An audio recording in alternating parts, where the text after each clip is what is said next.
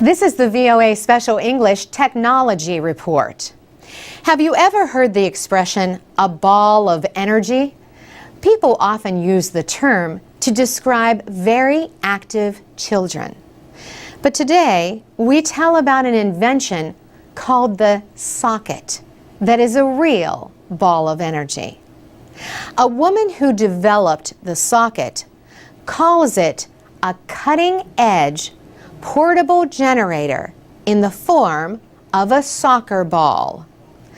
Julia Silverman developed the socket with Jessica Matthews as part of a group project for an engineering class at Harvard University. To better understand what a socket is, you first need to understand how it works. When you play with a ball, a lot of energy is transferred or moves to the ball. Julia Silverman says the socket captures this energy before it is lost or breaks up into the environment. Her invention attempts to capture the energy and then store it for future use. The socket collects and stores this energy with every kick, hit, or throw of the ball. Julia Silverman says users can connect small electrical devices, like a light, directly into the ball.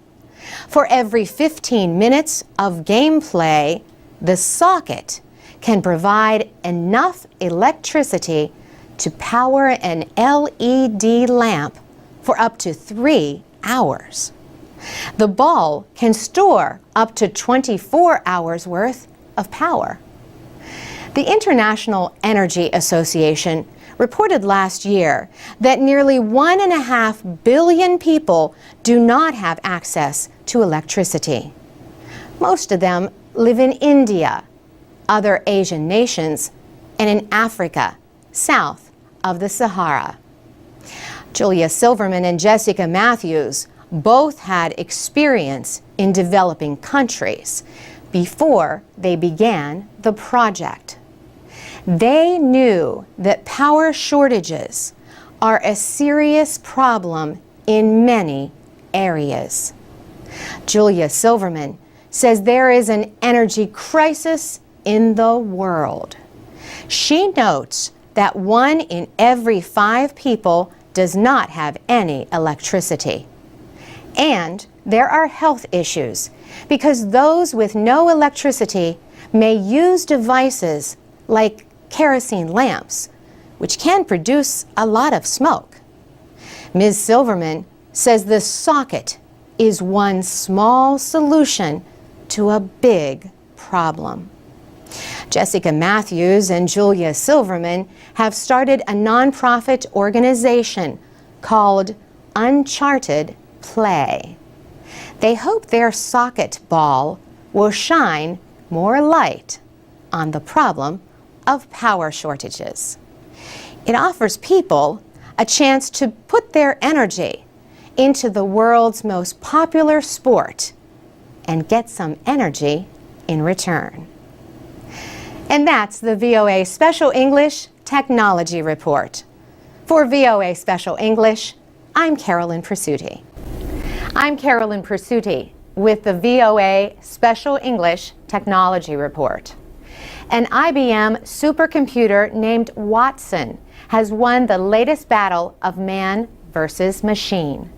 Watson won the first ever Jeopardy quiz show competition, starring a computer as a player. The show was broadcast on American television February 16th. The supercomputer defeated former Jeopardy champions Ken Jennings and Brad Rutter during the 3-day competition. The 2 men had been the show's most successful players until then. The IBM computer proved to be more knowledgeable in every category, including the arts, popular culture, and science. The human contestants spoke about their loss after the show. They said they both got a taste of what it might have been like to play against them. Roger Norton is Dean of the School of Computer Science and Mathematics at Marist College in Poughkeepsie, New York. The school held a Watson watch party on the final day of the Jeopardy competition. They compared it to a Super Bowl for the information technology industry. Roger Norton says everyone was amazed by Watson's performance, especially its ability to understand natural language. In Jeopardy, players are given information in the form of an answer. They must give an answer in the form of a question. Roger Norton says the very nature of the game makes Watson's performance even more extraordinary. Watson was given the answer clues by electronic tests. It then searched through some 15 trillion bytes of information stored in its database. That is equal to about 200 million pages of text. The machine is able to perform up to 80 trillion operations per second. Its ability to understand language is more advanced than any other computer ever developed. This opens the door to a whole new world of computer applications. From business and investment to medicine and healthcare, the possibilities are endless. Watson is now going to medical school. It is part of an agreement among IBM, Columbia University Medical Center in New York City, and the University of Maryland's School of Medicine. The researchers will help IBM identify the best way that Watson can be used to help the healthcare industry. For VOA Special English, I'm Carolyn Presutti. Our programs are online with transcripts and MP3 files at voaspecialenglish.com, and you can find us on Facebook at VOA Learning English. I'm Alex Villarreal with the VOA Special English Technology Report. Today, we tell about some of the top technology developments of the last 10 years. The technological revolution is changing the way we work and play. Mobile phones became smartphones with abilities like computers. Many people started reading books on electronic readers. Televisions became high definition, and the screens became flat. Digital music players got smaller in size, but large enough for people to download their entire music collections. Worldwide broadband subscriptions passed 500 million, and at least 2 billion people were expected to be online by the end of 2010.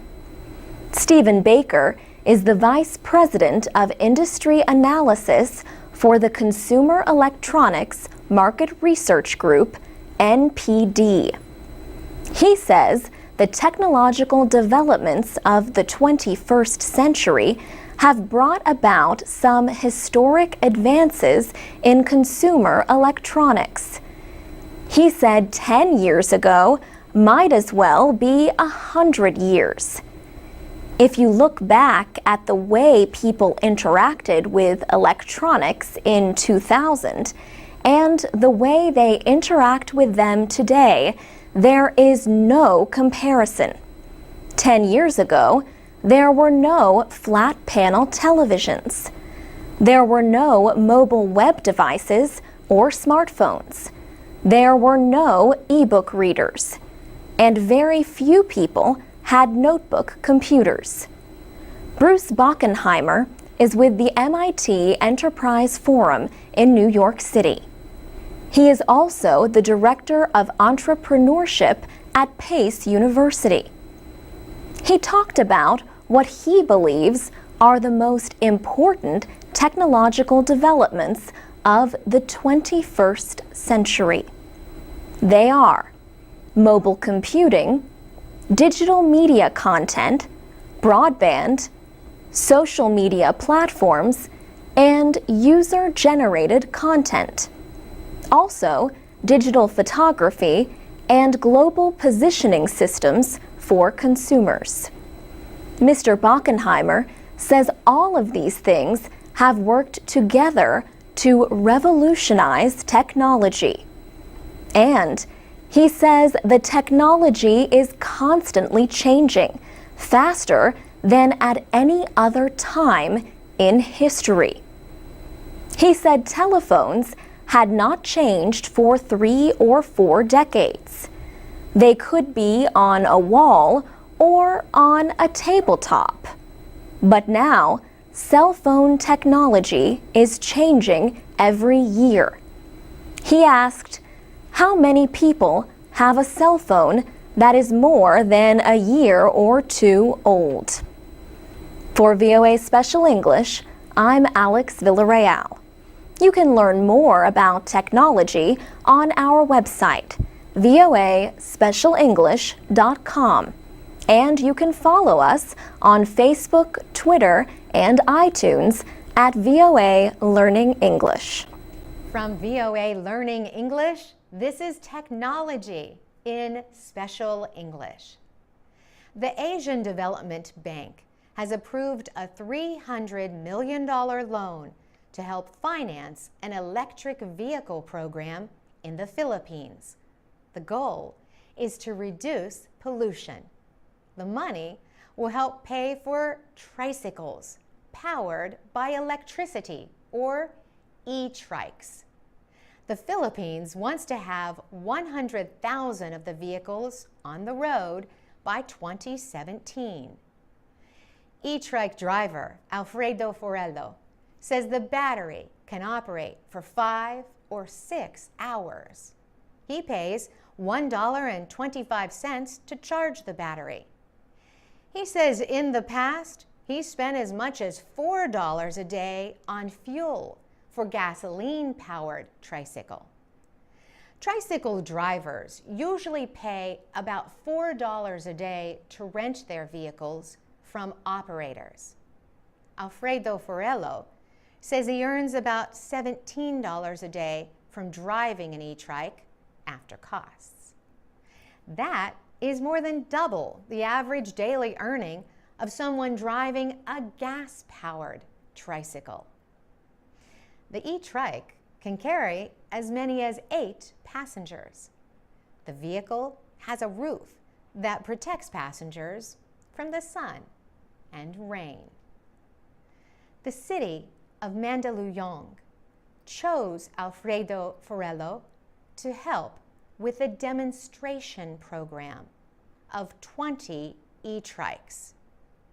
The director of the city's Tricycle Regulation Office says the Asian Development Bank chose Mandaluyong because of its desire to keep the air clean. He says the city will offer a rent-to-own program for the e-trikes. The electronic vehicles cost about $5,000. Traditional motorcycles cost about $3,000. There have been bumps in the road, however. 7 of the city's 20 e-trikes already need repair, and waiting for parts is slowing down the program. Bank and city officials have now learned that manufacturers must fully guarantee their parts. For VOA Learning English, I'm Carolyn Presutti.